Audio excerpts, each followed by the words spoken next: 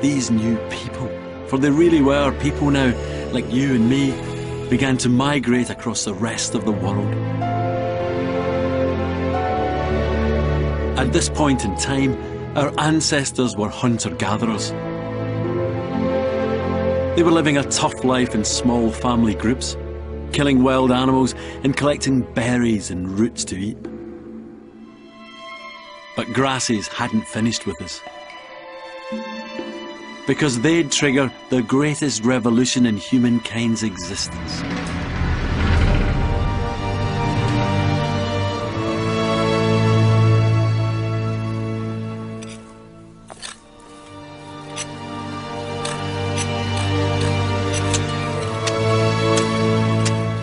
It's not in Africa, but here in southern Turkey that archaeologists believe they've discovered why that revolution happened.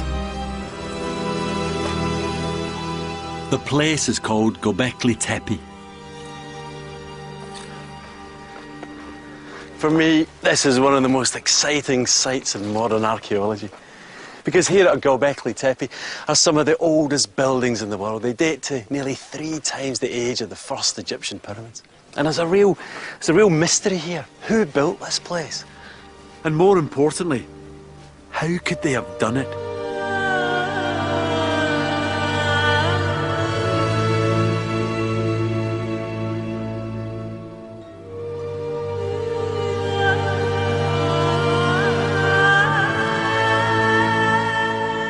This astonishing structure is 12,000 years old.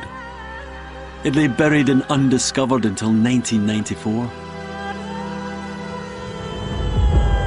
Hello! Hello, Jan. The archaeologist who unearthed it is Klaus Schmidt. But it's great to be here. Hi, welcome in Enclosure C. Enclosure C. What a place. It's spectacular, isn't it? I mean, these are great. Big question is, who are they?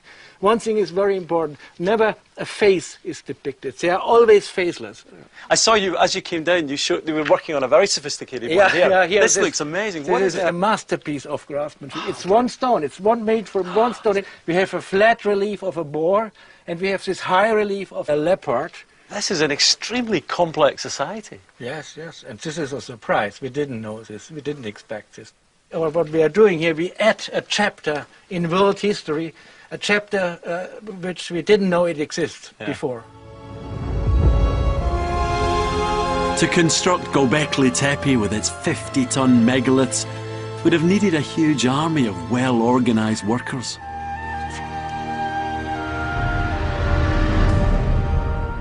Yet 12,000 years ago was the Stone Age, a time when people were supposed to be hunter-gatherers, living in small groups.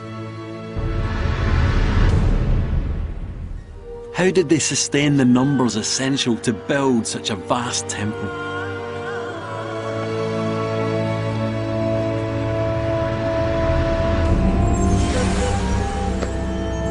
The answer lies a short distance away.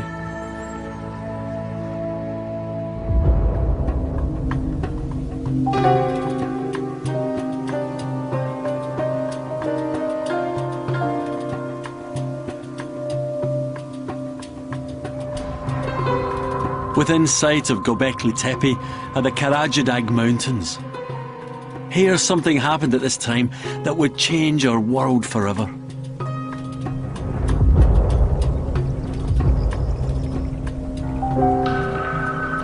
It was all to do with one particular type of grass. It's an ancient type of wheat which grew totally wild, just as it does today. It's called einkorn wheat. 12,000 years ago was a time before farming.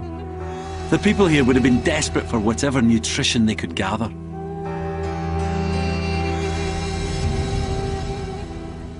Yet collecting it presented a huge problem.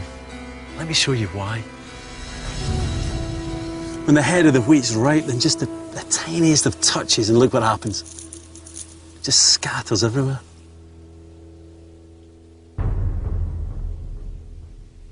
And that's because the seed is attached to the plant so precariously. Imagine if you were trying to collect enough seed for a meal. I mean, I can hardly even see where they are. There's one. Oh, it would drive you mad.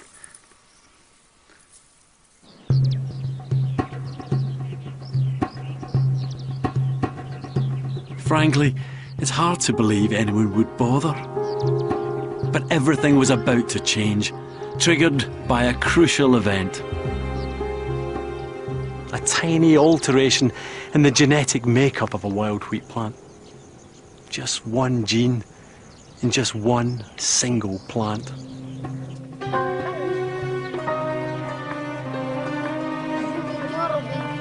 That mutation has been traced back to here, just 30 kilometres from Göbekli Tepe. If you look closely, you can see the difference between the two types of wheat.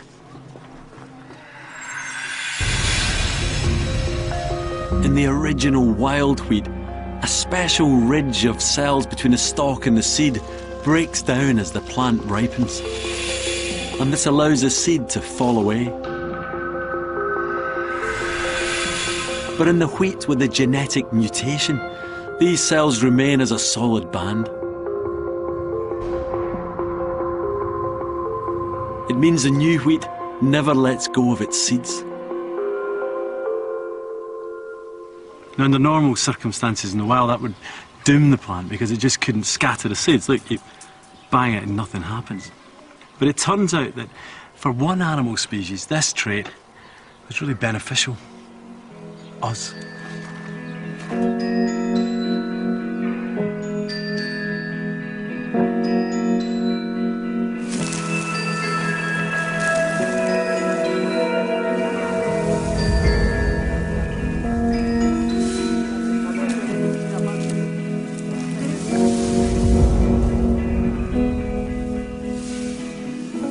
Because the seed remained on the stalk after it had ripened, it meant that not only could the people who lived here collect more grain, they could also begin to farm it.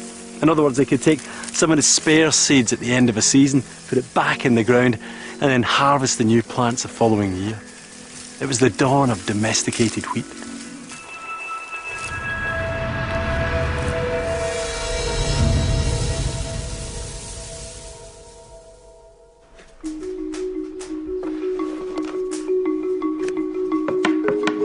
And this wheat gave us bread. A fabulously concentrated form of energy. It could be carried, it could be divided up, it could be stored. And in turn, bread would lead to something even bigger.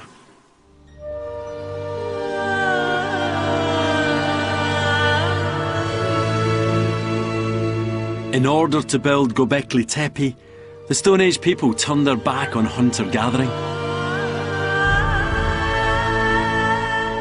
They became the first farmers.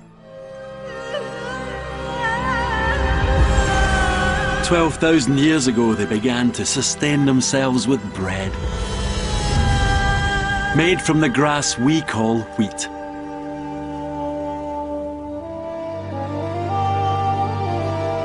Now they could feed the huge workforce required to construct such a vast and sophisticated temple. The mystery of Göbekli Tepe was solved. People had been hunter-gatherers, and now this site marks the end of their time, the end of the period, and the beginning of a new age.